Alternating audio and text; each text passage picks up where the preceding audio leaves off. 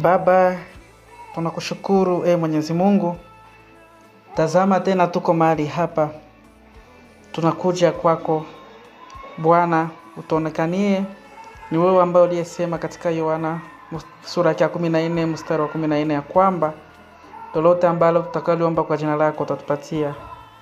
Utupatie baraka, utupatie neema, utupatie faraja, utupatie mafanikio